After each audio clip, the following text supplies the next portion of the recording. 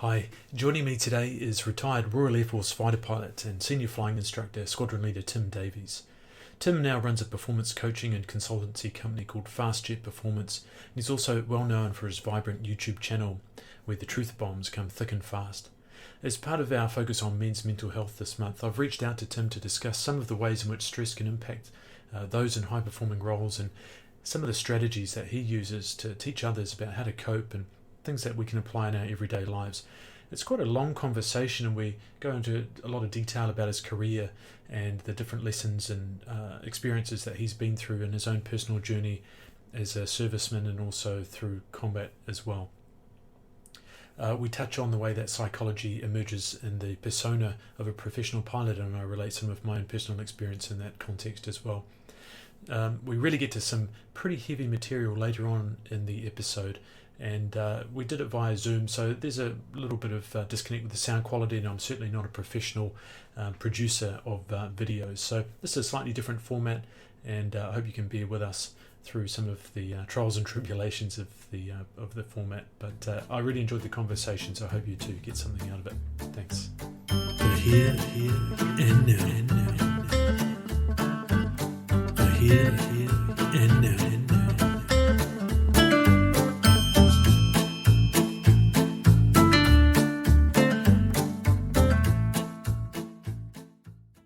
Maybe just introduce yourself and give us a little bit of background about how you ended up in the Navy, the RAF, and subsequently what you're doing now.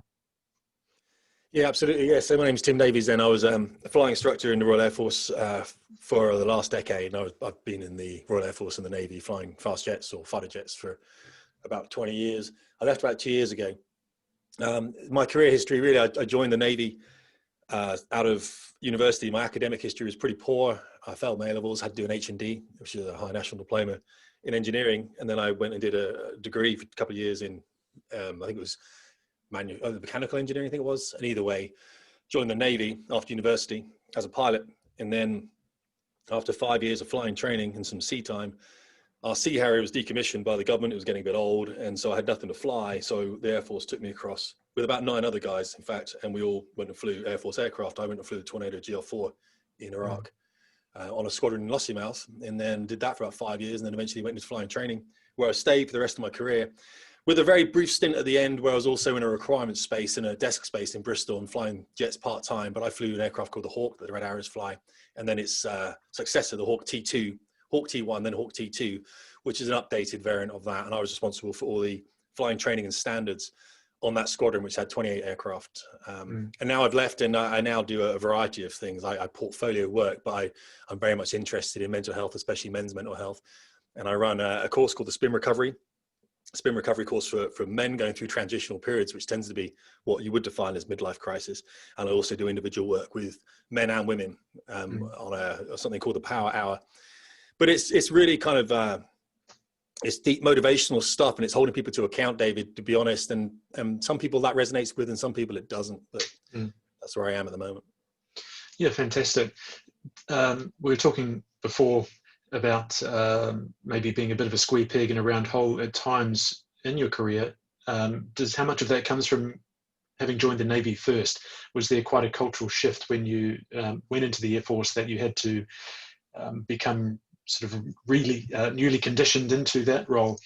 Was there some resentment, or were you always looked upon as the red-headed stepchild as a former Navy pilot? That's funny, isn't it? Yeah, no, they're very different actually. The Navy and the Air Force are very different. Remember, the Navy is we could look at this with America culture wars at the moment as well. It's very similar. So the Navy is steeped in history. Obviously, we live on an island, so we're surrounded by water, aren't we? So the Navy's always been there. It's a senior service in the United Kingdom for a reason, because it has always been there. And when you're in the Navy, pilots are kind of like the lowest of the low. In the Navy, a submarine captain, he would be, or she would be at the top. I mean, that's the hierarchical. Then there'll be a warfare officer, so a ship's captain will probably be the next rung down, in kind of reverence of these beings at the top. And then somewhere at the bottom, somewhere underneath, a supply officer or logistician or whatever it might be, you might find a pilot or observer. They're low down. They're low down. They tend to be single ships flights, flying, say, links off the back of a frigate or a destroyer. And they also do the weather on board. They tell the captain what the weather's going to be like. So they're really kind of, they're not. It's reversed in the Air Force, of course. where at the very top then is your fast jet pilot, and within that you've got different levels. So it used to be like maybe a Harrier pilot at the top, maybe a Jaguar pilot, then you got like maybe the Tornado guys, and that's just how it worked. Then next down you might have multi-engine or rotary, and it's all false, it's all fake, it's all just that, it's all make-believe. But that tends to be how a pilot sort of sees himself within both services, and the Army is slightly different as well. So when I came across from the Navy, where there was a very the attitude for pilots was a bit gash, it was a bit playful, as it was, and you come across into, and of course because no one really took any notice of you as a pilot in the Navy, and then you come across to the Air Force, where all of a sudden you're put on a pedestal. I was uncomfortable with that. I have been forever. I didn't like it. I didn't see it that way. And I joke about it now, of course, just to banter, my brother, who was a multi-engines pilot, so he flew Hercules, or helicopter pilots, I banter them as well, because banter's quite an important survival tool, isn't it? But the truth is, I was never happy with the way that pilots were put on a pedestal. The chief of the air staff could only traditionally be a pilot. I think they've changed that now. But if you have to remember as well, in the Air Force, the only people that were traditionally sent into conflict, this is going back 60s and 70s and 80s, were pilots and navigators or weapons officers or or aircrew in general. Everyone else stayed at home. So I suppose that sort of came from that. Whereas in the Navy, of course, everyone on a ship was in danger and was in war. And of course, same thing with the Army. So that's probably why. And at university, I think it was coloured a little bit because I was with the Officer Training Corps, which is like the Territorial Army. I met my wife there. And I could see the Air Squadron. The Air Squadron wouldn't accept people on HNDs. So of course I couldn't fly with them. So from the start, I started to see the Air Force as quite elitist. And I never sat comfortably. My family were, I'm not saying my family were working class, from the streets, none of that rubbish. My dad was a police constable, stayed a police constable on traffic cars for 37 years. And my mother was a health visitor. There was no money, there was no rank. But my dad still put 4 kids through university on a police constable's salary of about 27 grand back in the day. It wasn't much. He was a Royal Marine prior to that, was he? Yeah, he was Royal. So he was with 4-5 Commando for about 9 years, and then left the Marines. He was in the Navy first. He was on ships first as a sailor, and then transferred into the Marines. And then he joined the police force after that. So you talk about issues with institutionalization. So your father, he's the man to talk to about it, right? Well, he would be. I mean, he died in 2011, unfortunately. But I mean, the thing about it was as well, he was a reasonably quiet man. I mean, he came out of the valleys in South Wales. His father was a police officer, a very strict man. And of course, if you look at my brother and I've got 2 sisters as well, but there's all public sector service within our family. My brother was the first one to enter private work when he started flying with Emirates in the Middle East. That's the first breakout of public sector service that the family's ever had. I mean, I'm a huge fan of the police. I got pulled over yesterday by the police for a minor traffic infraction, and they were absolutely right. And we just got by the side of the curb and chatted it out, and I was recalibrated, and the guy was fantastic. And we talked about my father. The police officer I was chatting to knew Harry Tangy, who I'd interviewed on my own podcast, who's a British police officer. We chatted about him. And it's great. It wasn't like, here's a massive fine and it's just, I'm wrong. I thank you for the stuff you do. So, but if you look at my brother and I, we were always going to end up in the military. And that's a worrying thing for me. It was like, we were never not going to go into the military, even from a young age.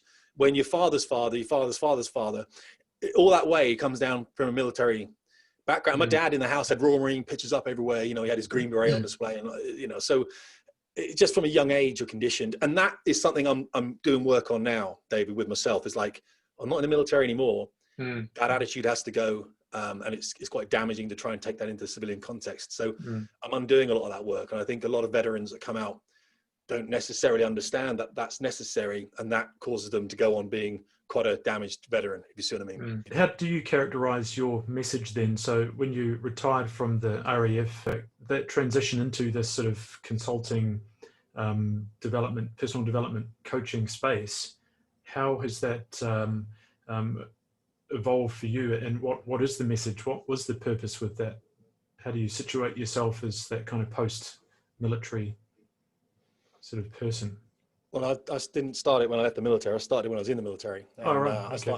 It was back in 2011. I was just came back from Afghanistan, and I was with the US Army out there, and I was with a guy called Lieutenant General Caldwell, Bill Caldwell, the fourth, I think it was.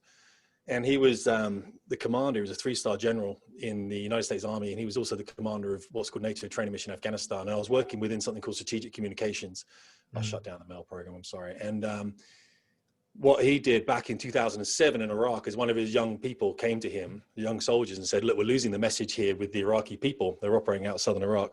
What I'd really like to do is put some of our stuff on YouTube, which was quite new back then. No one really knew about it.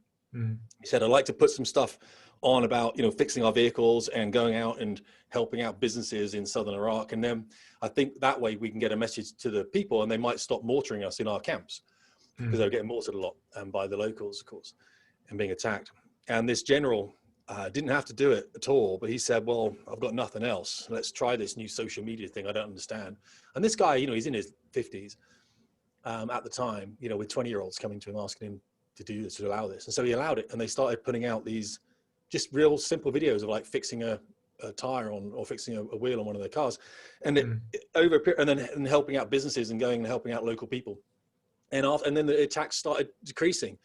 And I spoke to him about this because I was working very close to him in the office. And I said, what happened after that? And he said, I went back to the States, and on the army bases, I realized the power of social media for the individual soldier in being able to communicate what they were doing on a day-to-day basis. And I felt it was going to help retention and help morale. And so I asked the Department of Defense, I said, can I allow social media on these bases? You can imagine this back in 2008. And by the way, it still hasn't happened in the British military. We have no social media on our own work computers.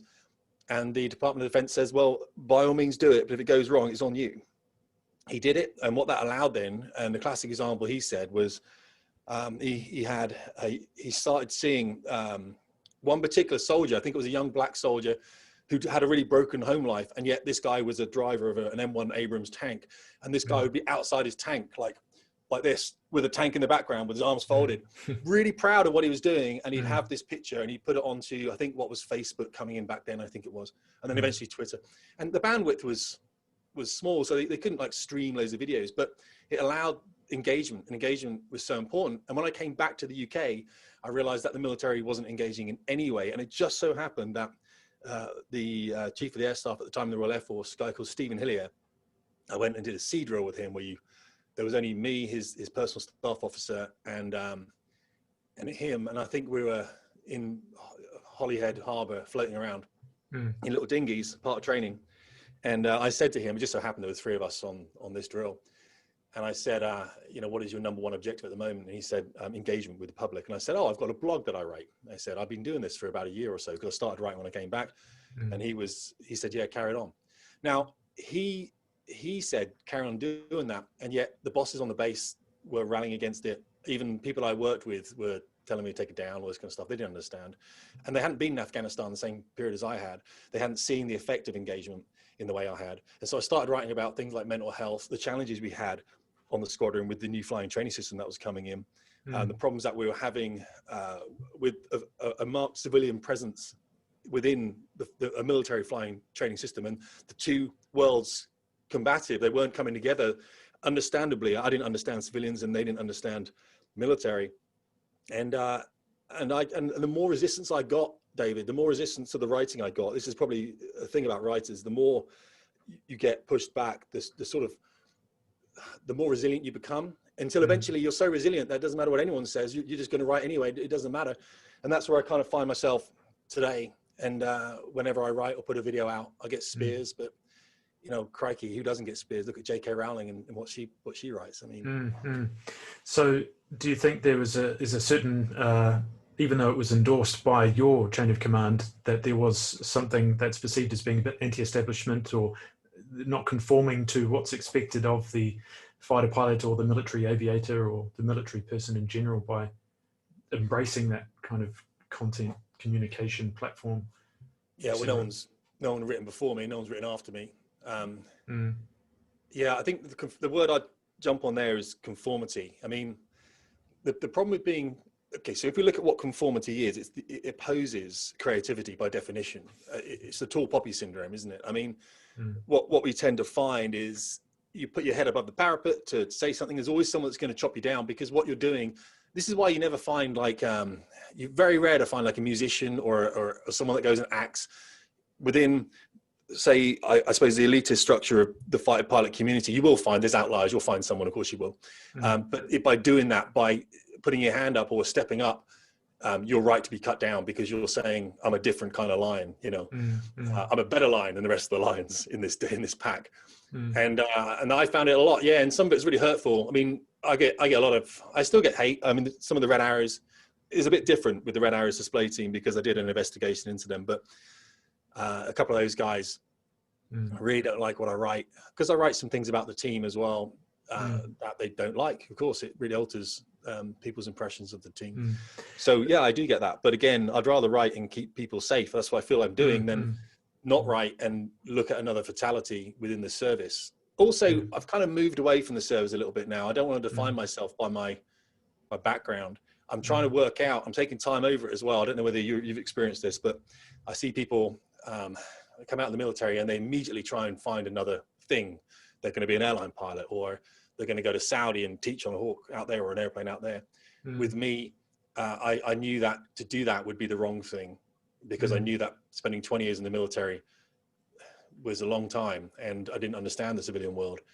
And for me, I walked into, I live in the west of England, and I walked into Hereford A&E. I think I've said this before. I had chest pains for weeks and weeks, about 9 months after I left the service, and then my arms started getting pain and everything. I walked into A&E and just sat down, accident emergency, and said, if I'm having a heart attack, you know, age of 40, what was I, 44 at the time, can I sit here? And they said, yeah, of course you can. And then a doctor came in. I got triaged. A doctor came and spoke to me, an Asian guy, a lovely bloke. And he said that he's seen a lot of it because, of course, the Special Air Service are there, and when guys leave, they go through something similar. And it's a real advanced kind of like panic attack that's built up over a period of time. And it was to do with the fact that in civilian world, all of this is chaos. And to me, there's no order. Whereas in the military, there's a lot of order and structure. And I was reacting to this chaos. Whereas what he said was, in your fast jet at night in Scotland on night vision goggles, that to anyone else would be chaos, but to you, that's order, that's structure, you understand it. And I think a lot of people come out of the military with that. So I knew I was going to walk into something like that. I didn't want to jump into another career straight away. So I took some time. My wife's working. I do a lot of, as I say, coaching work and this kind of thing, and do some stuff with businesses. So, you know, what the next step is for me, I don't know, but I do know that it's not going to be within a conformist, regimented, archetypal, blue chip business. I don't think that's not where I am. Is that characterized your personality a bit more than? Have you always been a little bit on the edge in your career, or is this something now that you're sort of just fighting back at 20 years of oppression of your individuality somehow, you know? Is this your chance to reclaim Tim that you kind of have to give up a bit of? I mean, that's very insightful. You know, I still see a therapist every 3 months, and I think men should, and I'll get to your question. I'm interested in it because I think women have a purpose if they have children, especially. My wife doesn't, and she's going through a bit of an issue right now, not because of the lack of children, but her dad's not very well, and we're just kind of like holding each other's hands and getting her through this. But women tend to have, when a woman has a child, she has a purpose. It's well defined, I think. It is. I mean, it's there. You can't go, I'm going to let that kid go. It's like you have to have a purpose. But men, they don't seem to have that instilled purpose. And I think that's one of the issues that I always had. I felt that the service could be doing better. And I realize now this is an error in me. Everything could be doing better, David. I mean, everything could be doing better. But I did fight against that. I did fight against it a lot. Not so much on the front line. I was very fortunate to be on a squadron, which is one of the first ones into Iraq back in 2003. And we just happened to be like a bit of a band of misfits. One of the tornadoes here, or down there as well, this tornado here. And that was 12 Squadron. And I came across from the Navy where I was quite comfortable. I joined the Navy for 5 years. And when I lost the Sea Harrier, I didn't get onto the Sea Harrier. It was decommissioned, but I wasn't very good at air combat anyway. So I was a ground attack guy, and my training was better for ground attack. So I got taken across to the Air Force and ended up flying on a particular squadron that was full of waifs and strays and women. By the way, a lot of squadrons didn't want women at the time. And so the squadron I was on was happy to accept women, lots of women. And so we had lots of girls on there, which was just great. I loved it. And we had a great time because everyone thought we were a bad squadron, and yet we were winning awards left, right, and center. And we had a great time. So on the front line, I was content and happy. And I don't think I was pushing back against things almost at all, apart from the actual conflict itself in Iraq in 2003, or the whole of the military pushed back against that. No one believed that was fair. And then when I went into training, I think that's where I started having issues. Not so much on the Hawk T1, but most definitely when the Hawk T2 came in under something called the United Kingdom Military Flying Training System. You have to remember that all pilots are, and some pilots get confused about this, and that's fine. All pilots are quite contrarian, and this is why Maverick is called Maverick in the film Top Gun, because and I get hate from this, even when I say it now, and your podcast will probably get some hate, and genuinely I don't care, because I spent a long time working within this. But a pilot will look up in the sky when they're very young, and they'll see a little airplane. And most people think the aircraft belongs to the Royal Air Force, and that's why most people in the UK try and get into the Air Force. They don't realise that it's probably a naval aircraft, or it could be an army helicopter. But either way, so they say, I want to go and fly jets in the Air Force. And they're basically what they're saying is, I want to leave this ground that I'm standing on and all these people that are around me, and I want to go up there instead. I want to break away from this that everyone else is doing, and I want to go somewhere else. And that's hard work, because you're basically telling everyone, well, you're saying to yourself that you've got to do a lot of work for a start from a very early age. I'm giving a lecture tonight to the Air Cadets, and I'm saying something very similar. You can't be embarrassed about trying to take on a very difficult task. A lot of people are, especially young people. They don't want their friends to laugh at them and tell them they're never going to make it.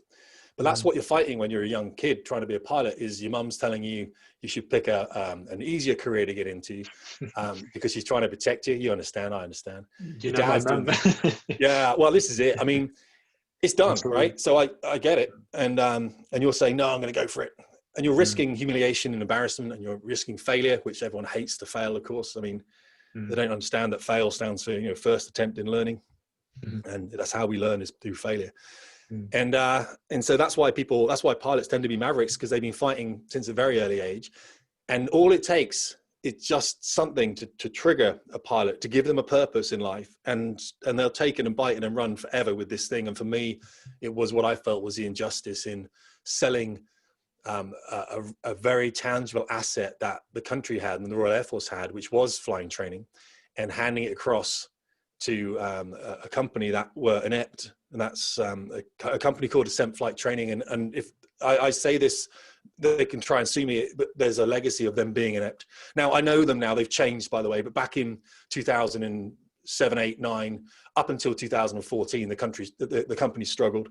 I worked alongside them. They've sacked many people within the senior levels recently, and that's fine. And they're a lot better now because they've learned, but it took them 12 years. Wasn't it somewhat inevitable that would happen, though? Because to come from the civilian space, or had they already been a military contractor doing similar stuff elsewhere? Is that how they won it? Or were they just the kind of the best offer on the table, as it were, and it was too good to turn down? It's often the way these tenders go, right? Yeah, so the reason that we had to civilianize flying training, it was the Ministry of Defence that civilianized flying training, was because it was too expensive. Well, it was unpredictable, the expense, because one year, your bill might be 20 million or something. The next year it was going to be 600 million because we needed to buy more aircraft. And the Treasury was saying, hang on a second, I'd allocated that resources to the hospitals, or I'd allocated that to education. So they said, look, how can we make this more predictable? They said, well, just tell us how much each year you want, and we'll just give you that every year, And they said, well, okay, we've done the maths on it, and we reckon it's about 250 million every year for the whole of the military flying training. So they worked out 6.4 billion or something, whatever it was, dollars, I think it was. And then Lockheed Martin came together with Babcock's Defense Services, and they formed Ascent as a company, which is fine.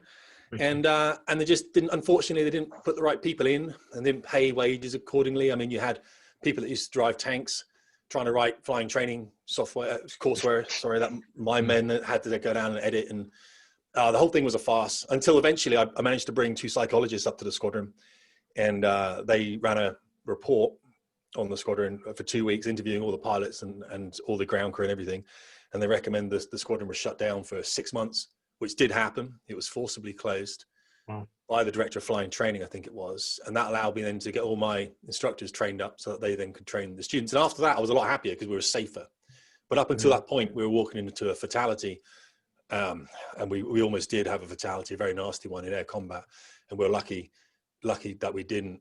And I never had a fatality on a squadron. I was quite fortunate. I worked pretty hard, I think, to make sure that never happened. But But where did that come from, though? Was that because of people weren't in the right headspace? There was confusion over the what they were supposed to be doing. What actually led to the squadron being shut down? What was the outcome of the investigation to take such a drastic action? Yeah. So what I was saying was that I cannot. I had a team of instructors, and the instructors come back from, say, Typhoon or Tornado at the time, or Harrier, it was at the time as well. And they're a pilot, they're a frontline pilot, but I've got to train them into an instructor. You can't just take a pilot and get them to teach in the military, and the British military, in the Royal Air Force. It takes about 9 months to train that person all through the trips until they're what's called a B2 instructor, a probationary instructor, and then another 9 months, and then we can make them into a B1 instructor, which is an average instructor, average pilot, and then up to A2. And there's a couple more grades. Fine. And what was happening was, as soon as my instructors were trained to be instructors, they were being used to train the students. But I couldn't then use those instructors to train more instructors coming in. So we were stuck with instructors or pilots that were ready to be trained to be instructors, and I couldn't even train them. So my team, who were supposed to be training those guys, were being used to train the students, because we had a course 1 had a woman on it. And she was fantastic. She's great. She's on Typhoon now. But it was a big PR thing to get that first course done. And look, we can celebrate how efficient flying training is and how great it all is. All that kind of stuff. It was never going to stop. And we did finish course 1. And soon after course 1, were finished, because courses run, I think, every 6 weeks, a new course would start of about 6 people, 6 students. And we'd have about 3 or 4 instructor courses a year. And they just weren't getting trained. And so the psychologist came up and said, this is unsustainable. Not only from a mental health perspective of the pilots who were coming to me and saying, we're going to die. This is someone's going to have a fatality. And I had to write an email to the boss of the squadron, who, of course, his promotion is output based, understandably so. The more he gets out and the more he does, the more likely he's going to get picked up. And eventually the psychologist wrote the report. It was pretty damning, to be honest. And we knew it would be. And I'd worked with them on a service inquiry, so an accident investigation into the Red Arrows previously. So I knew the women involved, who were the psychologists. And they just said, this squadron is walking into serious issues. And the director of flying training, who's in charge of all flying training, looked at the report and said, this is ridiculous. You've got to stop flying. And he stopped everyone. He stopped us. So he shut down all student flying. The squadron was shut down for training students, but instructor flying, then I was allowed, because I was responsible for instructor education, I was allowed then to train all my instructors. And to be fair, although we were formally shut down for 6 months, after about 3.5, 4, we had enough instructors up now that we were self-sustaining, and we started to bring back students in and started to retrain the students again.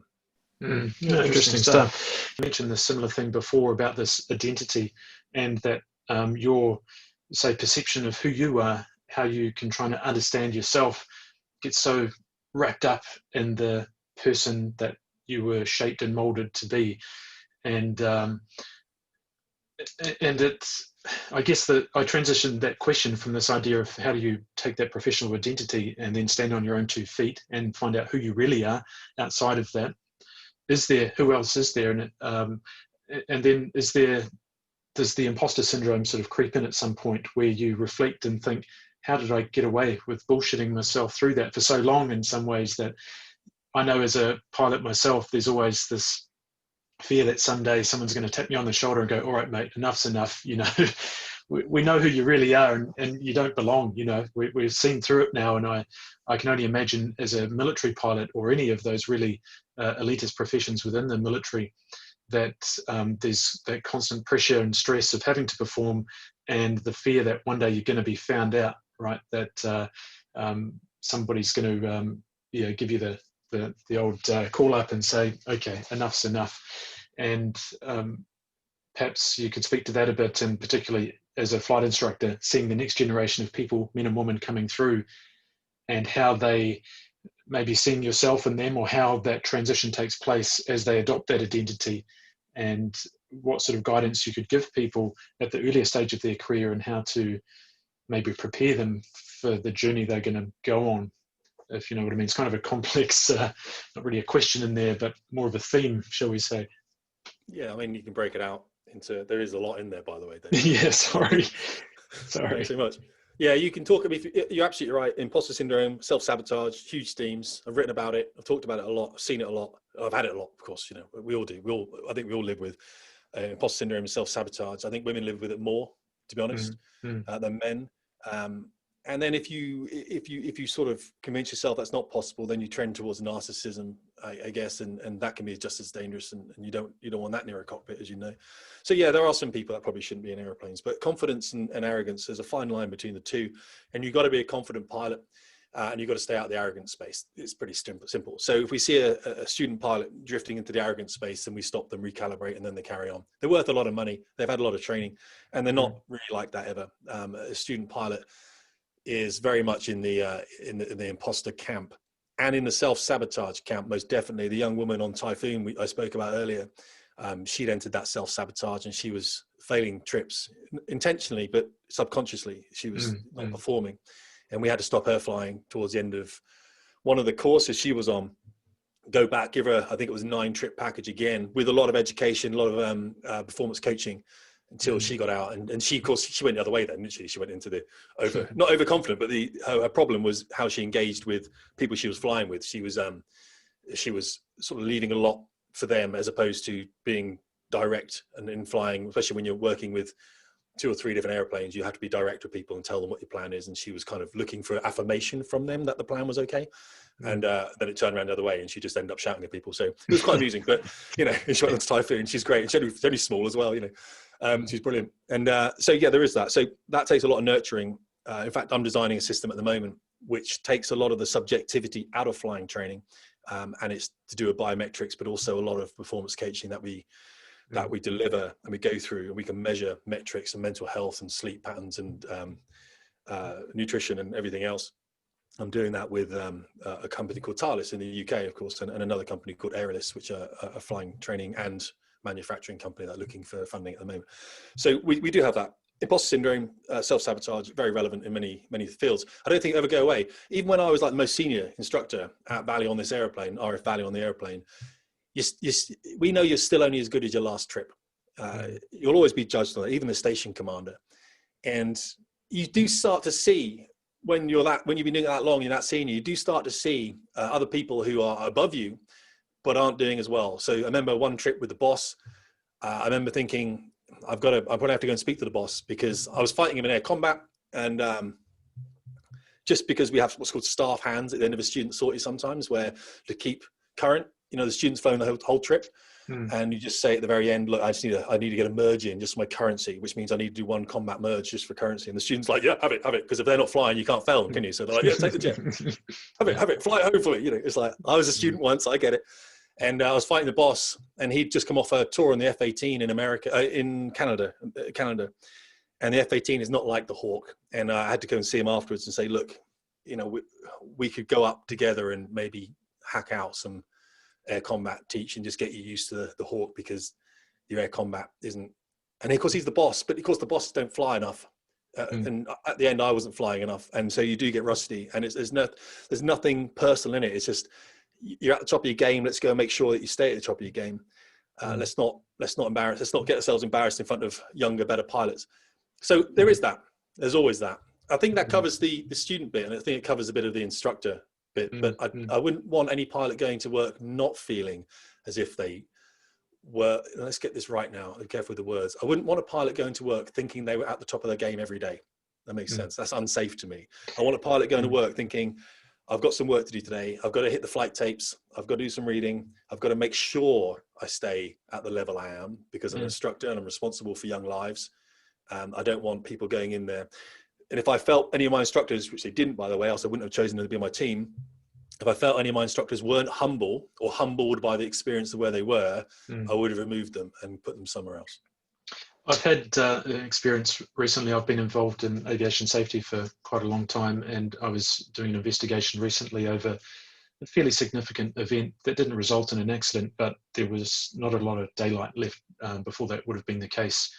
And there's many reasons, as always, why this situation eventuated, but the key question when interviewing the crew is, you expect from the earliest days of training as a pilot, when you come back from the sortie and the instructor asks the trainee, how do you think that went? And how they respond tells you everything about where they're at mentally, in terms of the attitudes required to do this job, right? So if the guy says, yeah, I think, yeah, it went well, I could have done this a bit better, but generally, no, it was a good sortie, and the instructor's shaking his head because it was absolute garbage, right? Then you've got a lot of work to do. Whereas if the guy is maybe overcritical, which is the side you want to err on, I was taxing too fast, I braked too late, I blah, blah, blah, and they just go through the whole sortie, and you say, okay, well, we can work through those things, and they've identified 9 out of the 10 things that you had written down. Okay, we can work with that. So this was the case that I found recently, that how these guys respond to that initial question, how do you think that flight went? Or what can you tell me about where you went wrong, when reviewing the data afterwards? And, without going into any more details about that, it definitely gives you an insight into the way people think and where they're at, I think, mentally operating an aircraft. And, if they're way off the reservation in terms of those responses, then you have to question it seriously. And these are sort of the turning inward conversations we had to have as a flight ops management team about what do we do from here. But I think keeping that sort of keeping in close touch with the attitude of the guys and girls you're working with on a continuing basis. And I guess, you get to know people and sort of their good days and bad days, but it's very difficult to train out a bad attitude, right? If somebody comes in, how have you seen as the time has moved on from, say, when you went through ab initio training and moving into different qualifications into fast jets eventually, how has the type of candidate that is entering selection these days changed? Or what is there something that is the military looking for a different person than they used to? Is there a culture that is ingrained, and you're just finding people that fit that mold as closely as possible, and then we're going to sort of finish it off on the way? Or has there been a significant shift at some point in the different types of people that you're getting, and what would those things be if that's the case? So I speak to a lot of the young people. A lot of people write to me, and unfortunately they haven't done the work, and I don't answer them if they don't do the work. They say, how much does a pilot earn? And I'm like, well, Google your friend, just don't waste Millions. my time. Yeah, millions. Yeah, get into that job, crikey. If someone told me, you know what I mean? So yeah, there has changed. It has changed. It's bound to change, because the thing about being a pilot, well, piloting's changed, isn't it? Now it's very much, we have remotely piloted air systems, RPAS, we have all sorts of things going on. And really piloting now is more about systems management than it is actually about polling an aircraft. These aircraft, the F-35, things like this, they're not difficult to fly.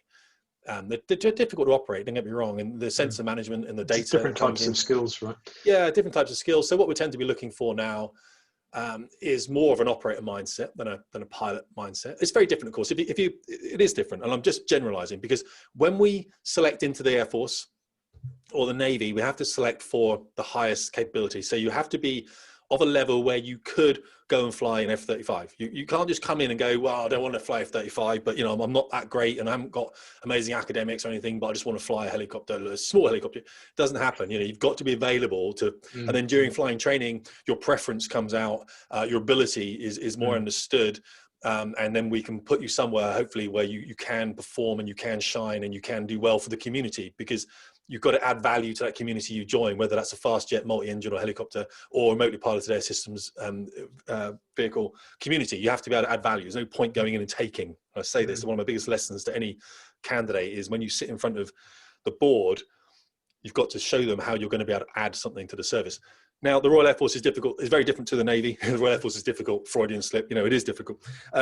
It's different to the Navy. So I say to people, if you're a bit, if your grades aren't like 100%, if you haven't got the gold DFE, Duke of Edinburgh, if you haven't gone out and helped a charity somewhere or done some work and invested in the community somehow, maybe look at the Navy. The Navy are more interested in the individual than the actual academics, whereas the Royal Air Force, I call it the service, but only because I was in it for so long, the Royal Air Force is a bit reversed. They tend to be more academically driven. They will also criticize me for saying that, because they do say that they're very much into what the individual can bring into the service, and that's not incorrect.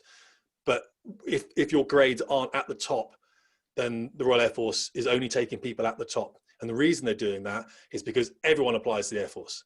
Not everyone applies to the Navy. Because when you look up, you go, oh, there's a plane in the sky, must be a Royal Air Force jet. And so, of course, they get the best of the best coming to them. They just do. It's just a fact. The Navy doesn't, because people don't see the Navy as aviation as such. It sees it as ships, blue ocean, littoral, whatever it might be, and submarines and things. But it does have the Fleet Air Arm, of course, but it's much smaller than the Royal Air Force.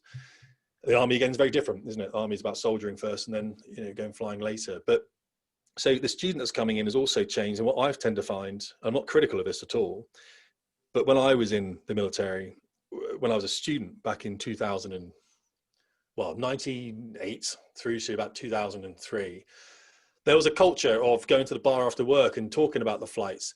There was no single crew room for students either. The crew rooms for students and instructors were mixed. So the crew rooms where you get your tea, coffee, make sandwiches, whatever it might be. All the students are in there, all the instructors are in there. So you saw how the instructors behaved. You heard what the instructors talked about. You realized what was serious and wasn't serious in flying. You realized that if an instructor was to say, oh, I'm not too worried about him pressing that wrong button, but his lookout was exceptionally poor, and that's why I failed his trip. And that you'd hear these comments in the crew room, and you go, oh, really? So the lookout is more important than when I put my TACAN on. I mean, that's not, you'd think it would be the reverse or whatever, So you might question the instructor, or you talk about it as students, like, what does he mean that lookout's so important? Why is lookout so important? You talk about it. Also, students would be in the crew room and they would go up to an instructor and say, look, I just failed a trip. Can I have 10 minutes with you later? Because you don't want to talk to your own instructor because you just failed the trip with them. You're like, oh, sulking. You might ask another instructor, and the instructor will go, yeah. Because there might be a young instructor just come off the front line themselves. They're not one of the old and bold, so they're more approachable because you're going to be doing what they did in 3 years. So you'd go and you talk to them, and they give you a 10-minute board brief on whatever it might be. But you learn so much just by osmosis, by speaking to by having the instructors that close. It rubs off. We've separated the crew rooms out now. So the students have their own crew room with their own computers and they can do work there. And it was thought to be really beneficial for them because then they're not repressed or whatever it might be, whatever term, whatever term HR are using now, students need their own special time, don't they? It's like, oh, shut up. It makes me angry. But that made it worse, in my opinion, unfortunately. And then the instructors, there is a big crew room for everyone. But what I'm saying is the students have a room to go to where they don't have to socialize. A lot of the students understand the value of being around the instructors, but the instructors are so busy now with secondary duties and other things. Squadrons don't run themselves, that they're very rarely in the crew room. And what I tried to do as one of the senior guys was, even though I had a lot of work to do, I'd be in the crew room drinking tea, reading a magazine like the old days, going, look, we can do this. So I can do this. Other instructors can come in and do this as well. And some of the other bigger instructors, the bolder guys, would also be in the crew room.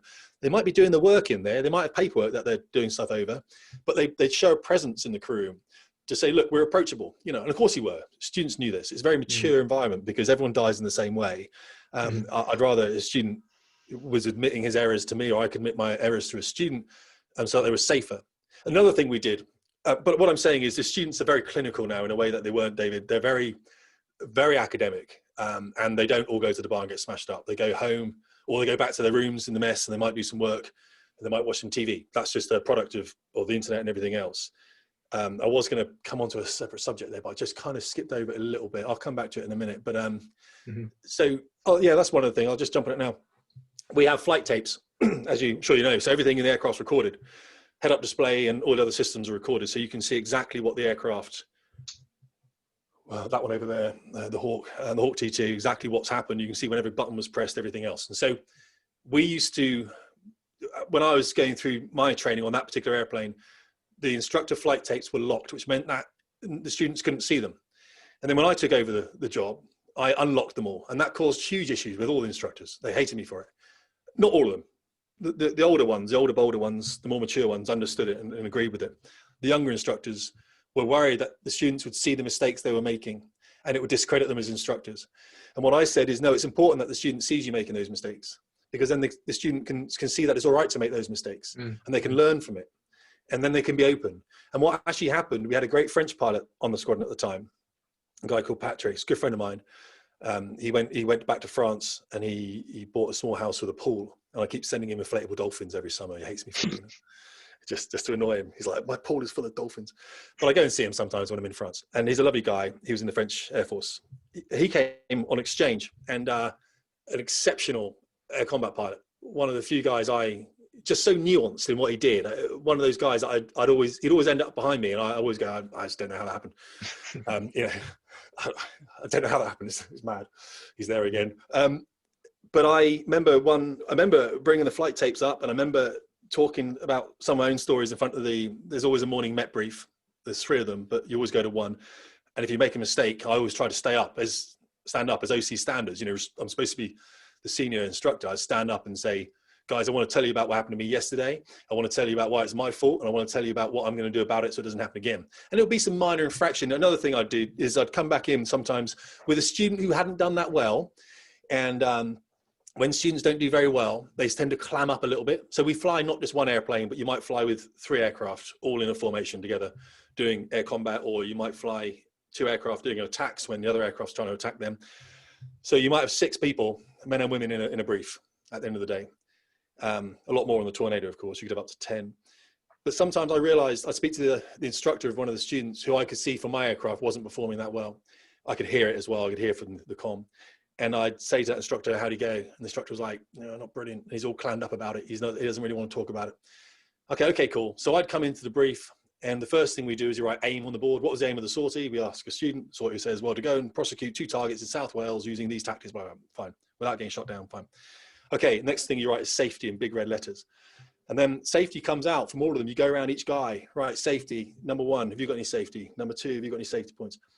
And before I did that, what I'd sometimes do, especially when I was solo and I was just being the bounce aircraft or the attack aircraft, knowing that one of those young guys, or even an instructor, if we were working up instructors, knowing that they were getting, we call it sad on, they were just sulking a bit because they'd underperformed. I'd go, right, guys, before I ask about safety, I'm going to put up what I did here. I made some safety mistakes today. I really want to be open about them. I think it's going to really benefit us all. And I'd make up stuff that wasn't real. I say I missed a fuel check. I was 200 kilograms low on a fuel check. I missed that. I'm going to write up fuel. For me, fuel's really important.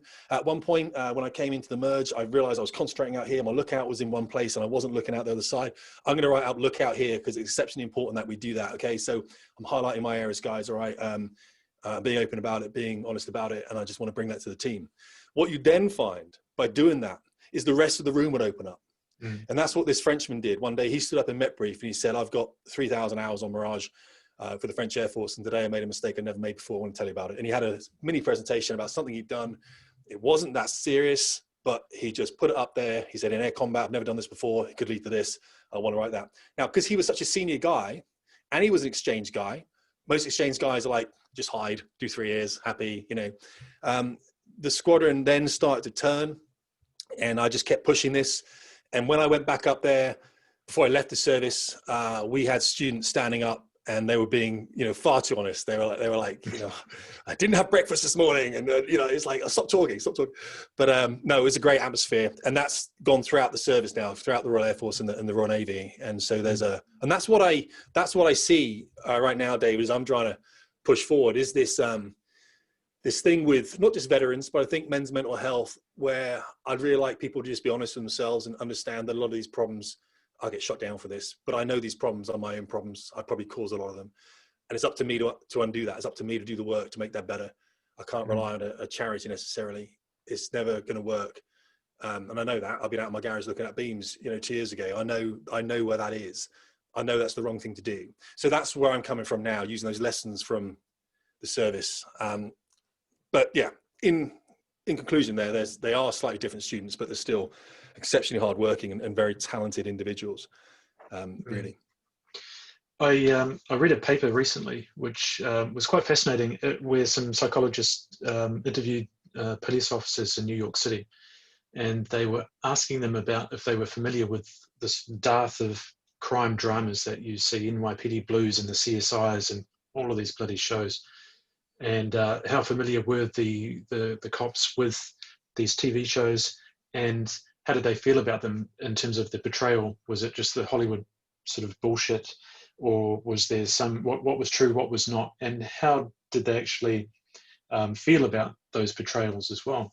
And the fascinating conclusion that the study found was a lot of the police officers are actually adopting the traits of the on-screen personas, in terms of they are looking at those shows and is almost some sort of guidance in how they should behave, which is very bizarre. It's like if you watch Top Gun and as a fighter pilot and know that it's all bullshit, but then the next thing you're out playing volleyball with the lads, you know. So it's there this idea that the mainstream view of certain professions has become so ingrained from the media that those professions begin to adopt that persona.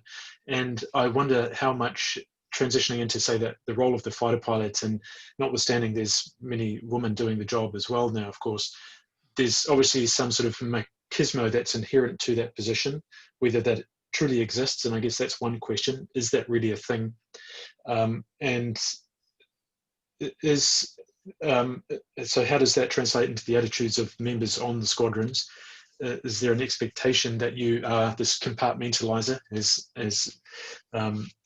Lanny Gibb talks about, that you should kind of bottle things up, and you've just got to show up, and we don't really address how we're feeling as such? There's an expectation of who I should be, again coming back to this identity thing and what's expected, and where does that leave people who may adopt those kinds of sort of stereotypical personas? Yeah, so when you talk about Lanny Gibb, you're talking about the United States Air Force flight surgeon who gave a presentation called The Failing Aviator back in the 90s, I believe it was, and I put it on my YouTube channel. He talks about US naval aviators, but it's the same thing. He says they're mission-oriented compartmentalizers who characterize their male-female interface by distance, don't they? So, and there's things like this as well. I mean, there's a lot of things, and they're all true. They're all true. I'll tell you what doesn't work is when you apply that to a marriage, of course.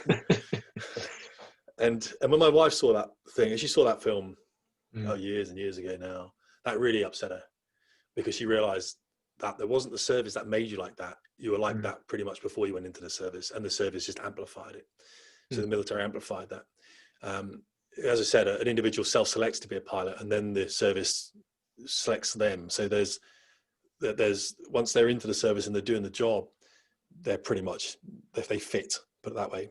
All pilots are the same. They're all the same. Really are the same. And I tell you, I get pushback sometimes from the airline community, especially when I wrote an essay about failing a student. And even though she hadn't really failed the trip, what you couldn't understand was she hadn't really failed the individual sortie, but she was failing. And if we carried on letting her fail in fast jets, she probably the best she would do is kill herself. The worst she would do is put the jet on an orphanage. You know what I mean? And so, but the airline community didn't understand that. So when I say pilots are the same, in general, yes, but there are some pilots that have been career airline guys who don't understand necessarily the consequence of teaching very young people with underdeveloped frontal cortexes to be responsible in highly dynamic situations involving fast airplanes very close to the ground. I get that. But in general, yes, all pilots are the same. So we do compartmentalize emotions. If something's happened to us before you go flying, had an argument with the wife, whatever it might be, argument with the husband before you go, and you're crewing into your jet and you're thinking about that, then you're in the wrong place. And you know this as well. You know, you're in the wrong place. You need to put that trip off, and you need to go back in and talk to yourself about why you're still thinking about that episode. Why is it in your brain? Because you're not able to compartmentalize it. I was chatting to a guy yesterday, in fact, who's in New Zealand now, a lovely bloke, a friend of mine, one of my pilots, went through a rough time. And I remember walking to a jet with him, and he was angry about something. A lot of pilots are angry. And he was angry the whole way out to the airplane, talking about this other thing. But as soon as he got to it, it stopped. We went and flew. It was fantastic. As he got back out the jet again, when he put his foot on the ground, he went back into rant mode again. And that to me made me realize the dude was completely safe to fly. He was able to compartmentalize his emotions, and therefore he was safe for me to put up airborne again. And a lot of people don't understand that either. They think that you shouldn't fly a guy, but the circumstance for this man was that he had to fly. There was nothing much else in his life worthwhile at the time. So yeah, I think Lanny Gibb in the briefing does it very well, and that's not great though. This is why I say when you come out of it, you need to do some work. I wear a watch now that is an automatic watch, and I purposely set it 2 minutes off, and I hate it, right? Because I'm used to hacks and being to the second and everything. What I have found therapeutic though is I got dragged in to a video game called DCS, Digital Combat Sim. It's a flying sim, and another game called X-Plane. Someone dragged me in there, And the guys from DCS, some of the guys in the DCS team who make this game, one of the guys is an ex-Tornado navigator, and he dragged me in and he said, look, I fly this airplane in DCS and it's quite therapeutic. And I didn't believe him. I know. I was like, I don't want to learn an F-18 flight manual. I've got no interest in that whatsoever. But I did. I went and picked up the little F5, Northrop Grumman F5, and I went and, or Northrop F5, and I went and learned that airplane. And it was just, there was something about just getting your mind off stuff that was happening in your own life again. You know, when you're having to go through flight manuals and you're having to go through checklists, and I was on virtual reality as well, you know, VR. And I say to the wife sometimes, I'm going to go and do an hour or so of, you know, pretend flying, because I don't want to get back in an airplane just yet. To be fair, it's a bit soon. And I know a lot of American pilots and British pilots, and a lot of them say that, you know, they did the same thing as me. And when it comes back to you, I get offers to fly all the time, by the way, but yeah, at the moment, I'm kind of happy to take a break. But yeah, I think you've got to do that work, but you can't go around compartmentalizing emotions in a marriage. You know, I'm quite open with my wife now. I have to say to my wife, you know, this is some deep stuff here, David. I have to say, look, I feel quite vulnerable with the marriage at the moment. And I have to, you know, I feel angry at the moment, not at you, but, you know, I just feel anger. Let's talk. And that's what kind of men have to do, that deep work. Unfortunately, else marriages break up. And mine, when I left the military, was very much like that. Very much, I think maybe 70-80% of men would have left the marriage at that point, and I didn't, and it was hard. But it's better now because I went and did lots of work on it with my wife, and we're stronger because of it. But it's hard when you come out of the military, I tell you. Yeah, I pretty much that failing aviator video. I made the comment to you that I watched that several years ago, and I just about fell off my chair listening to him. I found it very. I don't know if disturbing is the right word, but it was amazing. On the one hand, there's a sense of relief, right? When somebody seems to know you better than you know yourself, and you've never met this person and you never will, and they're just bullet pointing your personality or aspects of it. This is crazy. And this is where the psychology interest came for me, was that, well, actually, as individual and unique, and I'm a snowflake and everything else as I think I am, we're all somehow tapped out of the same kind of clay. You know, there's a lot of similarities, and the psychologists, the research psychologists, I mean, they dedicate their lives to trying to unpack these things and building tools we can use to understand ourselves and get as much quality of life and happiness as we can, right? So applying that lens to the aviator, as Lenny did, was just incredible for me. And I showed my wife this. I've showed it to her a couple of times, and while there's obviously very specific things unique to the military aviator in terms of these status symbols and the medals and all the rest of it, that emotional distance thing was interesting, and it's always amazing when he's got through the bulk of that, where he talks about how you must be in control, the male-female interface and mission-oriented compartmentalizer, and you're predictable. And he goes through all the ways that is ruining your life and those of the people that care about you most. And then he says, and those are the good bits, right? Those are all the good things about you. It's like, bloody hell. And then when he says, you know, you lack spontaneity, you're incapable of original thought. And that really hurts. And I think that in some ways, you know, my kind of expression in this podcasting space and writing, and I see maybe that's similar in you as well, that it's almost fighting back against all the things that are trying to constrain us into this certain persona, which, as you say, we kind of brought to the table to start with, but it just never quite feels right. You know, you want to continue to maintain that little bit of unique character, that individuality and expression, which, you know, we get in the airplane, we get the checklist, we run through the procedures, we thinking ahead of the airplane, we're doing all the things expected of us, and we're good at it and we love it. But we want to be able to go home and turn the music up loud and just do something different, and go to the pub with people who are totally nothing to do with that profession as well. The last thing you want to do, as much as we like to have these conversations, I know these days now, living in Hong Kong, you know, I walk cross paths with people who work in finance and business and all manner of industries. And I'm not interested in talking about what I do. And it's frustrating because without sounding on my high horse, people are always fascinated. Oh, what do you do? I'm a pilot, blah, blah, blah. Oh, wow, that must be amazing. Tell me all about it. And it is interesting to people. But I want to change the conversation, you know. Let's talk about something different. because that's what I do. It's all I've done. It's kind of, I wouldn't say it's boring, but the conversations about it are kind of boring to me now. So maybe there's this sort of resistance. So all of these things that if a guy I've never met knows me better than I know myself, then now I have to fight back to find aspects of me which are there somewhere, which he doesn't know and nobody else knows, right? And so there's a bit of nuance that you need to look for in yourself. And maybe that's that part of the transition from a profession, whether it's coming out of the military, which is a very hard, blunt line, and now actually with this bloody COVID saga where there's literally thousands of pilots are going to be out on the street. That seems to happen every 10 years. And having to find an identity that is separated from that professional subculture that you've placed so much of yourself into, that kind of props you up somehow.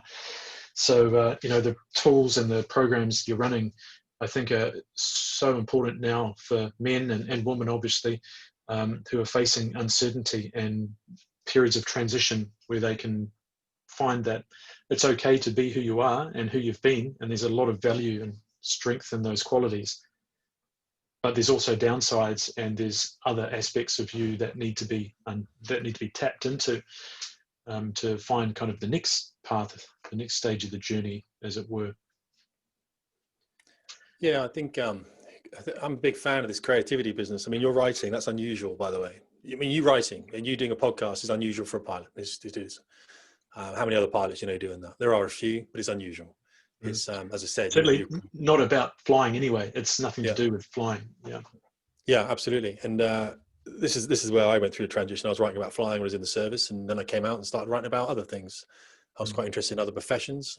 So my father was a police officer, he was firearms. I wrote about him, and I write about other things. And I'm now writing about things that interest me that my community aren't interested in. So the communities change as you go on. And what I don't do is write for other people. I write for myself, literally. And it's really weird because people say, well, you must like it when people like what you write. It's like, yeah, I do. I honestly really do. But you have to remember, I don't know who that person is. So when someone writes to me saying, I really loved your essay. Well, thank you. I really appreciate that. And that's really great. And I'm glad it resonated with someone, in the same way that when someone writes to me and says, I really hated your essay. It's like, okay, great stuff. That's fine. Okay, fine. It doesn't, it's all right. I don't know who you are. And I'm not writing for you anyway. I'm writing because I'm just, and like you do with your podcast, it's, you know what, I'm interested in this and I'm going to write about this. And you don't have to read it, by the way, but I'm just writing about this, and it might benefit some people and it might not. And if it doesn't, hey, that's cool. That's cool too. It's the Ricky Gervais, isn't it? Seeing a sign in a town square saying guitar lessons. He's like, I don't want guitar lessons. It's like, yeah, that's fine. You don't have to listen to my podcast. There's other ones too. There's David's one. Hey, go listen to David's. But you're right. I saw a tweet the other day from a guy flying Gulfstreams out in the States, actually. He was a friend of mine in the service. He went into the VIP sector. And he wrote, there's no politics or religion on my flight deck. And what he meant was, I don't want to talk about it. And I get that. But I do want to talk about it. It's interesting. I want to know what makes up the other guy. I'm not going to sit there if he's we had two pilots on the squadron from the US Marine Corps. In fact, when I was there, they were AV-8B Harrier guys, and one was a fierce Democrat and one was a fierce Republican. I love chatting to those two guys. They must have said, how can we entertain the British? Let's send these two guys. It'd be brilliant. And I love chatting to those two guys, because you could wind them up pretty quickly, of course, because the flash to bang of pilots, I think Lanny Geeb says, it's quite, you can piss pilots off, you said, didn't he, quite easily. He's like, yeah. I'm cocked in the pissed off position or something. Yeah. So you could say something. You could just be at the crew and bar or whatever with these two Marine Corps guys chatting away, and you could say something that would just flash one of them up. But I love that. I think it's great. But the American politics is very partisan. So maybe when my friend said this on Twitter, maybe he's saying that because of American politics is a lot more partisan than, say, the British politics is. But that's what I'm interested in with pilots. I'm like, well, why do you think that? Because now we're getting into the individual, aren't we? And now we're breaking out of the mold, the kind of the stenciling, as we talked about before. And we're saying, what makes you up as an individual? Are you married? Do you have kids? What other interests? When I speak to, say, my kid brother or someone in big fleets, my brother's on 777s out in Dubai, there's the same chat they go through. You crew in, with a guy you've never met before, and you've got a team down the back you've never met before. And that's the difference, isn't it, between military? I flew with the same guys for 20 years, but And then you do that thing. Hey, been in the job long? Yeah, I've been in for, all right. How about you? Oh, I got my captain, what, about 3 years ago now? And yeah, I'm going to retire in about 7 years. Oh, that's amazing. And you do this thing, and it's the small talk you do as you're in the cruise or whatever. And then everyone gets their iPads out and you look at your home projects and you're like, oh, I'm building a shed. Oh, I'm building, that's cool. And then you might read a magazine, eat the lobster, chat to the, the purser or whatever. And then you're in the descent. It's a sterile cockpit below 10,000 feet anyway. And, I get it. But I'm interested in that individual. I mean, that chat is very formulaic, and we all know it. We had something, as when you're very early on in military flying, you do the same thing. You tend to keep it very professional in the cockpit. But then on my last trip, and I've got the flight tape from my last trip, I went, just flew the jet with a guy called Tim, who's a friend of mine. We just took it on. The house I'm in now was about 20 minutes flight time from Valley, 4 hours drive. So we went and did a strafe attack on this house, and I've got a HUD picture of it, and I'll put it on the wall somewhere. But flying down here at low level, he was just chatting about the fact he was going to buy a caravan and what caravan it was. And occasionally we'd talk about the fuel, but mainly it was about caravans. And he was leaving the service too. And my wife watched the flight tape. She said, oh, can I watch your flight tape? After you come in last flight, you went upstairs, had a cup of tea.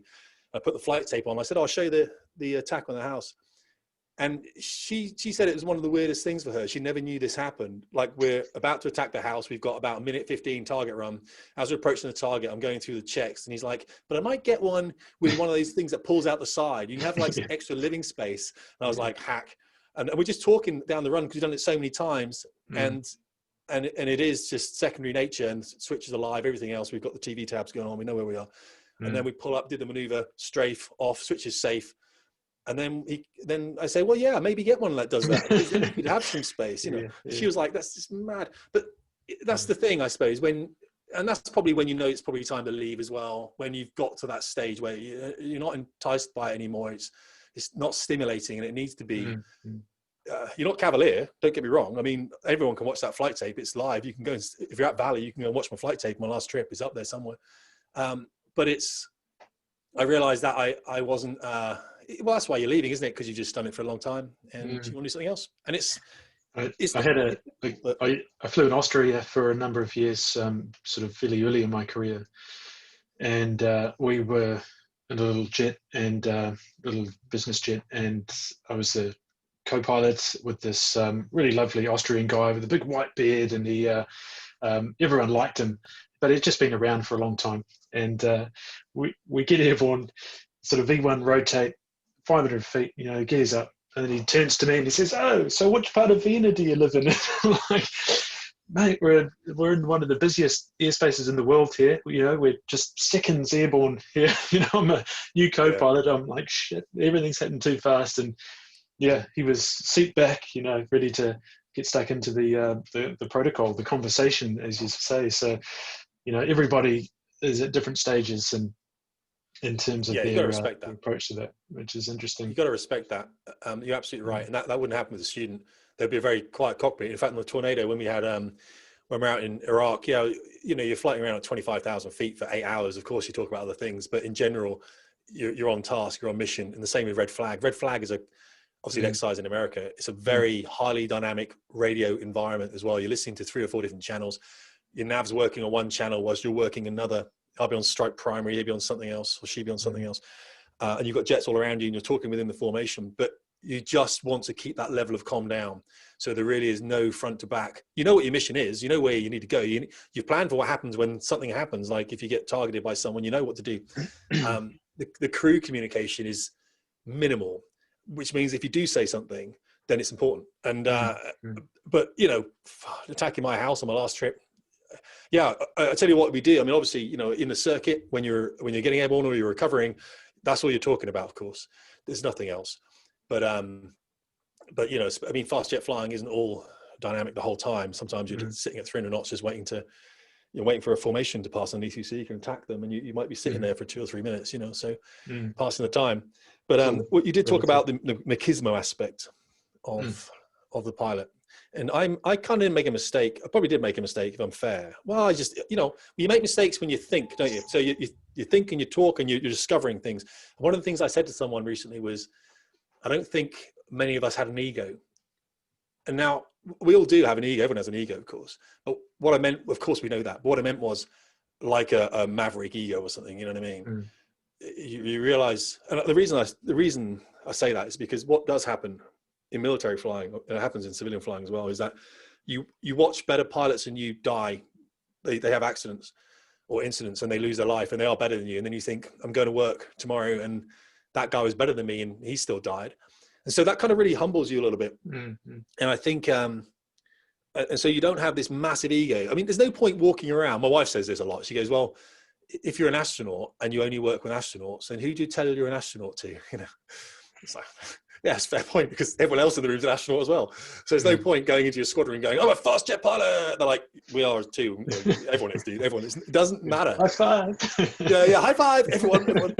So it's like, yeah, we're really awesome. It's like, yeah, let's have some more tea and not go to the bar because that's frowned upon. But it's the same thing though. I mean, you do like it when your parents or your friends' parents or your family talk to you about it, whatever, and ask what you do, and you can explain it and you can bring the joys of aviation to them maybe. I think that's probably why I got a lot of stick writing. I wrote an essay on mental health. It was called When Good Pilots Go Bad. And it was about my own descent into problems post come back from Afghanistan in 2011. A lot of things in 2011 happened at the same time that just kind of pushed me into this spiral. Carried on flying, obviously, crikey, because no one would stop me. That's the problem. No one actually stopped me flying. I was like, stop me flying? Anyone? Well, even a psychologist. You made that comment earlier about the guy who you felt, he got in the airplane and he did the job as good as he ever did, and you knew he was safe to fly, even though when he got out of the jet, he was back into the same space he was before. But and you made that comment that it's pretty much all he had, and you couldn't take that away from him. That was the last thing holding him together, which is in some ways it's a very disturbing comment, because if people thought that, geez, have we got people up there flying airplanes where they maybe are so unstable that, but that comes back to that identity thing, that it's so integral to the persona of people that have really devoted their lives to this profession, that when the rest of the world is crumbling around them, that's all they have is to get back into that safe space, ironically. That's my worry with the current downtrend in the current unemployment trend in aviation jobs, especially in the airline industry, is you do have these people that have not really known anything else. And a lot of this is to do with the flight training schools that harp on about pilot shortages so they can put guys through training and then there's never a job to go to. And I do hate that. But the issue being there are a lot of people. I think my brother's probably one of them, to be fair. I mean, he did a lot of time on the Hercules. At war, in fact, he was a bit of an operator. I like to think I was as well, but he was definitely more of an operator than me. He stole a Hercules once from the Royal Air Force and flew it around on missions with the United States Air Force. And eventually the Royal Air Force had to contact me down in, I was flying out of UAE at the time, and said, are you in contact with your brother? I said, well, I can be. And they said, can you ask him to bring our Hercules back, please? It needs servicing. And he was on the Herc J, so they only had him, his co-pilot, and a loadmaster down the back, and they were just working with the Americans. The Americans hadn't really asked them, and the British hadn't said they could. They just ended up on an American base. But he was like that, and then he flew for the Canadians on the Hercules and lived in Canada, and now he's with Emirates. And his life is kind of defined by that. And I get it. And my worry is, if he becomes unemployed, we're going to struggle. So, well, everyone's going to struggle, right? So I get emails now from airline guys going, hey, what do I do now? And I'm like, well, let's have a chat for an hour and let's reinvent you. Let's get something done. Because that's not going to go away, by the way. What I'm saying is the ambition and the drive and the fact that all this out here right now, which is chaos, especially now because we're in Corona times, pilots are kind of okay with that. We're like, okay, well, I've seen this. I've seen worse in the sim. I've seen what chaos is in the sim. This isn't chaos. I've seen what happens when I'm flying with a bad instructor or something, and bad things happen. So I became really comfortable with Corona as a guy, as an ex-pilot. I was like, oh, this is cool with me. I'll just go and hit my little gym out there. I'll go and build a gym in my garage, and I'll go and find some work somewhere. I guess I'll do something. So we're quite resilient in that respect.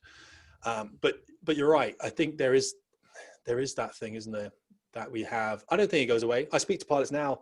I can tell, by the way, I speak to someone like in industry and they're being BD or they're being, they might be in marketing or something random, non-aviation based. And I say, oh, you're a pilot, you're a private pilot? And they go, yeah, how do you know? It's just the way we kind of operate. It's kind of formulaic and we're all the same and we can just talk to each other in the same way, I better start wrapping this up. Tim, thanks for being so generous with your time. There's sort of one question, I guess it comes back to that combat thing, that all of the stuff we're talking about, sort of military aviators, general, people in general, but something very unique to your career and the career of anyone who's been in the military really in the last couple of decades, and obviously prior to that, but certainly more recently with the global war on terror and so on, that you guys have seen service, active combat. So in some ways, a lot of what we talk about are the culture of making it into the Air Force or the Navy as a pilot and being groomed into those roles, and everything that just surrounds just doing the job, and what that means is representing the caricature of an Air Force pilot, shall we say. And then there's this whole idea that you've got to go and shoot bad guys, and bad guys are going to shoot at you. And that's a whole another world. Obviously, the frontline soldier, the Marine, has a very up close and personal confrontation with that. But how much does that then play into all of the stuff we've talked about, if there's a stream through that, in terms of your training that prepares you for that? How do you manage it at the time, and then how do you manage yourself back out of that at the end? So a lot of men, and it tends to be men, I speak to coming out of sort of the teeth arms of the Marines. I speak to a lot of Marines. I speak to a lot of Special Forces guys, in fact, but they are slightly different because they have seen kinetic ops and been involved in, basically they've discharged their weapon in combat. A lot of Army guys I chat to, a lot of soldiers, haven't. And they've been to these conflicts, and they might have had a guy next to them blown up by an IED. It's a very unfair war, isn't it? And there's no one to shoot. There's no one to shoot. And they have some real PTSD issues. And I talk a lot about micro traumas. So people used to think that you needed to have a traumatic event to have post-traumatic stress disorder. The traumatic event needs to be shooting someone or being shot at or being blown up, but that's not the case. All these traumas are there anyway, micro, day to day. If we take it down to the smallest part, having to turn up at work every day for 20 years at the same time to the second is a micro trauma. Yeah, it's not the same as getting blown up. I'm not saying it is. I'm just saying it's a micro trauma. It adds up to your bucket of traumas. The fact you've got to iron your trousers every day or your shirt, you've got to be physically fit to a certain level. You can't do what you want. You can't, I don't know, take cannabis to relax, whatever it might be. The small little micro repressions add up. You come out of the service and you're like, why am I feeling horrible like this as a veteran? Why am I thinking about hanging myself? I never killed anyone. I never got shot at. Well, that's exactly why you're feeling like this, because you trained for so long to do something. And then when you went out there to do it, you were unable to do it. That's a horrible place to be. You were looking for like a warrior's death. I put something on Fast Jet Performance, my site, the other night, and you never got that warrior's death. And you still kind of yearn for it in a weird way, because you still feel like you're a warrior. This is why I talk about the adjustments when you come out. My one was over southern Iraq, where there was young soldiers. 3 of them died in a convoy that was hit by an IED, and they all 3 died at about 30-minute intervals, and I was over the top of them. And I couldn't put a bomb down. I couldn't use the gun, and we're there. And I called my buddy up from southern Iraq as well, from Basra. It was over a town called Amara back in 2006, 7, I think. I can't remember now. And I couldn't do anything to help these soldiers. And they kept telling us, oh, that second guy's died. And then I'm trying to get other air assets in to try and help these guys. So I didn't even get to do anything in that event. And yet it still kind of haunts me in a weird way. Like the ineffective, how ineffective was I? How those guys died, I couldn't do anything about it. And fortunately, I think this is what probably saved me a lot of issues later, was when I came back on the airplane out of Iraq. When I was coming home, you leave theatre at different times. They roll in new pilots, older pilots go out, and you're not all shipped in at once. But I was on the airplane with some of the troops from that incident. It just so happened. And they said that, one of the guys said to me, he said, when I was holding the hand, he said, of my best mate, he said, when you came, and he was in bits, this guy, holding his hand. And he said, this guy was looking at him like the whole time on the ground. He was like, mate, you're gonna be right, you're gonna be right. And then my jet came over quite low and fast, because I'm trying to get the crowds away, because they're worried that people are going to be shooting the troops who are trying to help out. And he said to him, I said, mate, it's going to be all right. The tornadoes are here. And then his mate died. At that moment, he just died. And that kind of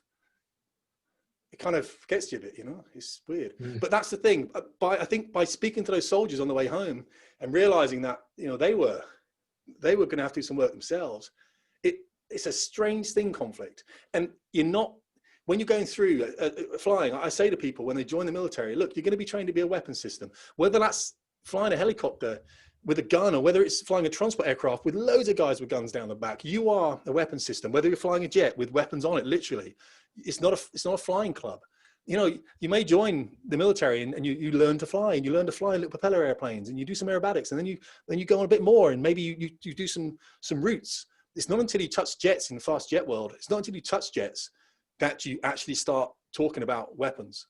Until that point, they don't do target runs in grobs. It's not that, you know. And then some guys are like, okay, cool, and I know the guys, you can see it in them. They're like, I don't know whether I want to do this. And it's like, we don't get a choice now. It's a conversation we got to have, but you are doing this. This is where you are. You are a pilot. You're a combat pilot. You're a weapon system. In the same way, a soldier carries their weapon system to the battlefield. Their weapon system is a rifle, and it's very obvious. I'm carrying my rifle to the battlefield. A fighter pilot takes that weapon. It's quite a big, expensive weapon, but you still take it to the battlefield in support of other people.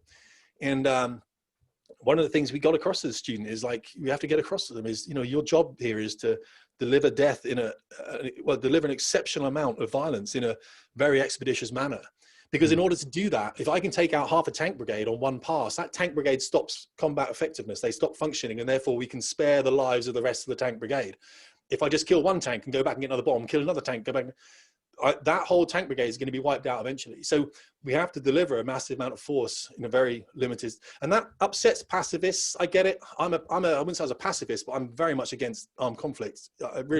I think recently as well, one of the things you can say about Trump that's good is he hasn't dragged the United States into a war like every other president ever did. So I think he recognizes the benefit of not doing that. I'm not sure that's for lack of trying, though, Tim. Well, you know, hey, and we can jump into the whole politics war if you want. We've got to wrap this thing up. That's another podcast. We're neither Democrats nor Republicans in this conversation. So yeah, I don't want to be doing that right now. Save that for the cockpit. But that's the thing. So I think that can be as difficult sometimes. And then that's the undoing, I think, is all right. So especially for people that have killed people in conflict, where those conflicts were probably patently unjust.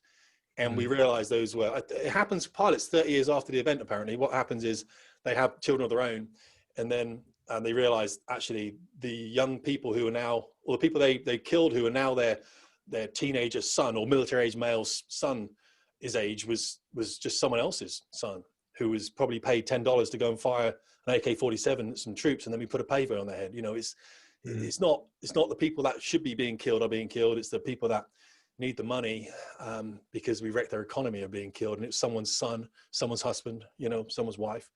And the pilots then are like, why'd I do that?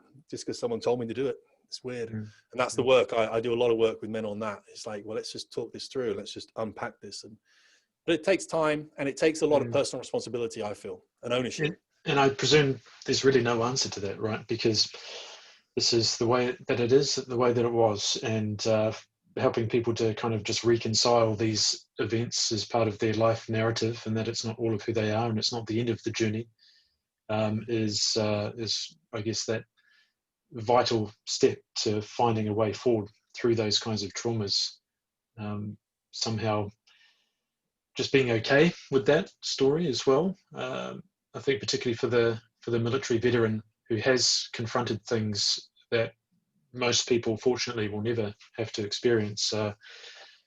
It must be, I can only imagine the challenges that are faced, and you know, it's a real crisis, you know, of the suicides among veterans in the US and UK elsewhere. I mean, it's happening all the time. So clearly the resources are not available, or there's not enough being done, or I don't know. It's a bit of a dark note to end on, I suppose, but it is a reality faced by so many. And when you train somebody to be this weapon, this extension of politics by other means, then people are kind of put into a position where they're optimized to do this function very well. They're selected because they're going to be excellent at it. They're trainable. They've got all the right attributes for the job. And then, but at the end of the day, they're still people that all of that goes away, and they're still there somehow, hopefully. And how do you, so all of that stuff we've talked about, just for the general person navigating their way through life, or the pilot or whoever, for the military person, this is fascinating to me. That's such a whole different kettle of fish. And if my life should take a bit of a U-turn at some point for one reason or another, and psychology becomes more of a profession as opposed to a hobby for me, then that's definitely something I'd like to pursue, and more closely, I think, in trying to understand and help people through that sort of journey as well. Because it's really a pandemic. Speaking of pandemics, is 20. You can't fight wars for 20 years.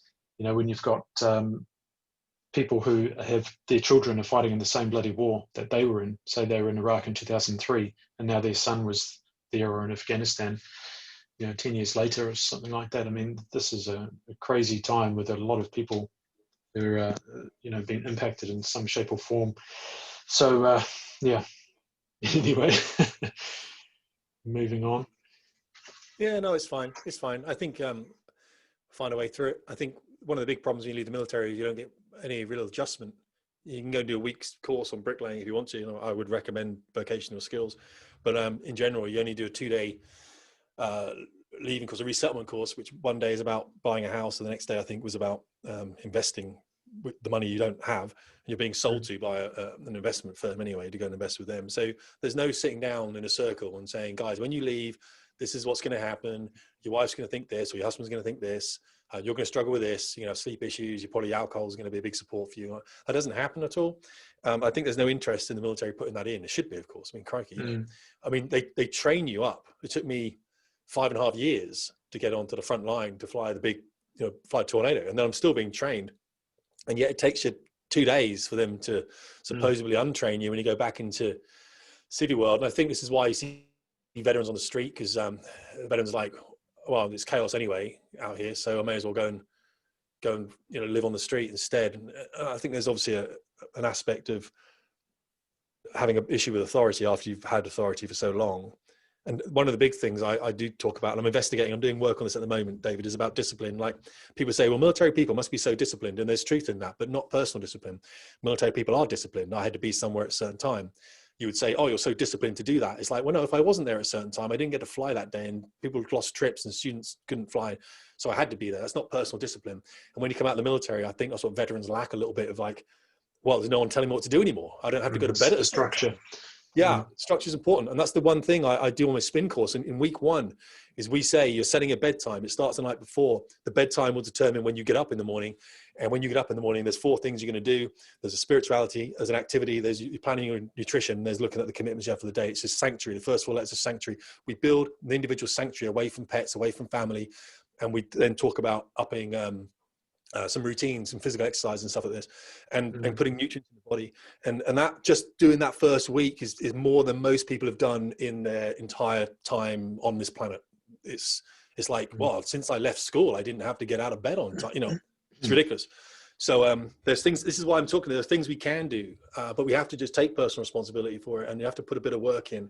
And that's not always things people want to do, unfortunately.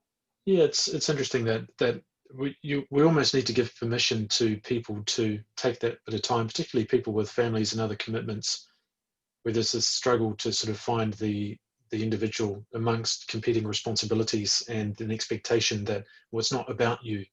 You're not allowed to focus on yourself or your mental health or things, small steps that'll move you in the right direction. So I think a lot of people just need to be given permission to say it's okay to kind of prioritize that for a while, because ultimately you're going to be a better human being for the people that you care about and that need you and care about you as well. So, it's a crucial step to sort of make, to come out of under the burden of trying to please others, whether it's professionally or privately or personally, I should say, as well. Yeah. It's the only way. It's like why you say put your oxygen mask on before you put it on someone else. You've got to, and people don't do it. People go, oh, I'm there for my wife. You hear it time and time again. Well, I'm there for my wife. Well, you're an idiot then, because you're going to be hanging in your garage in 3 weeks' time. You've got to be selfish about your own mental health. You've got to be selfish about it. I'm ruthless about this because I know where I'm going to be otherwise. You know what I mean? I know where, this is when I talk to men, mainly as men in groups I talk to. I'm saying to them, I don't care. You paid me the money, and this is why it's so much money. It's half the price of a UK funeral, by the way. Give me that money so you can't afford to die. It might sound awful. That's the marketing slogan.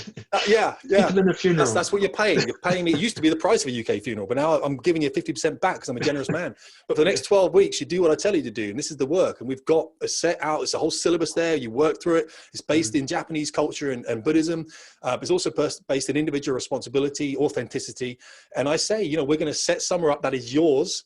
No one else goes there. It doesn't matter. It's more of a time thing. You're up before the family's up because the family need to see you doing work. That's the whole point. They need to see you contributing something, being valuable.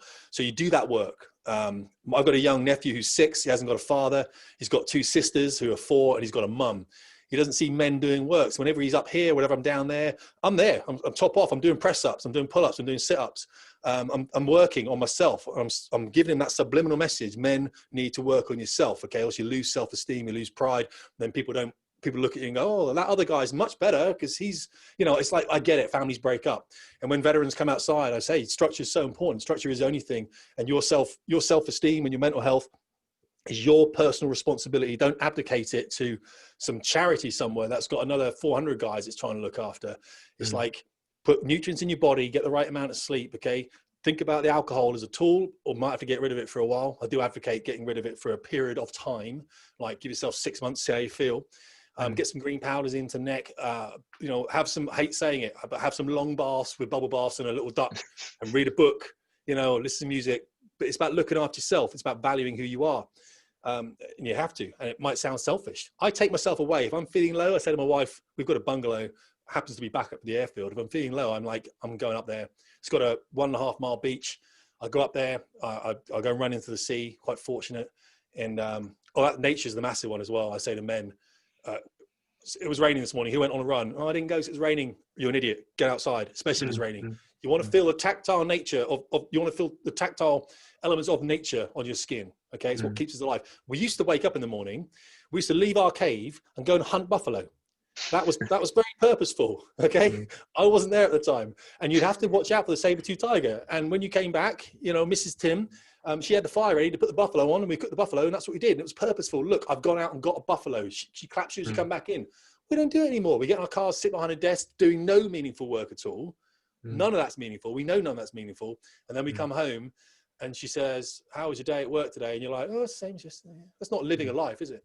Yeah, but you're talking about Maslow's hierarchy, and I've been talking about this or thinking about it certainly a lot, and have done a couple of podcasts talking about self-actualization and so on, and how in some ways, I was just talking about this with Ollie last week, about how Ed Stafford, this explorer guy, gets out there, nudes up, runs into the hills, stays there for 2 months, doesn't talk to anyone, and just to see if he can.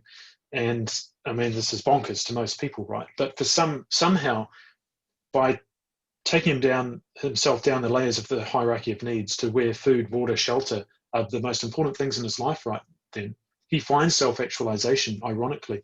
So when he just kind of all that stuff, and it's a bit like getting into the airplane, none of that stuff matters anymore. You've got a job to do. Your whole life is focused on that purpose, and you can forget about all your worries and the bills and the arguments and all the bullshit going on the ground. And it's a very safe place for us in that way.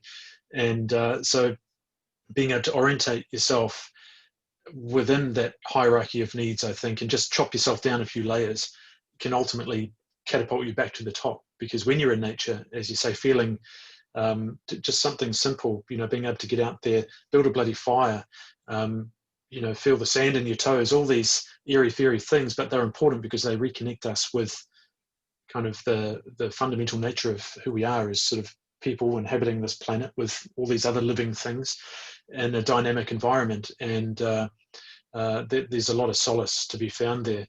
And I think that while Maslow's hierarchy of needs, it's not some law of the universe, it's a model that was created by another person just thinking about this stuff. I think there's a lot of value for people when you can break it down in that way. And it makes sense, it makes sense to think about how we sort of get so detached, particularly in this day and age where life is so convenient for us in Western society. Food and water and shelter, all these things are at our fingertips. We just don't give them a second thought. So we consume ourselves with bullshit that distracts us. and we've forgotten just what's important in life. And as you say, doing meaningless jobs, which are only going to become more or less meaningful as time goes on and things become more automated. And yeah, it's definitely important to connect with yourself and connect with what's important. And it's good. I think people need a bit of encouragement, a bit of a kick up the backside from time to time. Yeah. So you're doing good work in that space. Thank you so much for your time. Our paths may cross for a beer or a cup of tea at some point in time. So yeah. Absolutely. All right. If it comes to the West Country at all, let me know. Yeah, sure. All right. Thanks, Tim. All right. See ya. Talk soon. Bye. Ciao. Bye.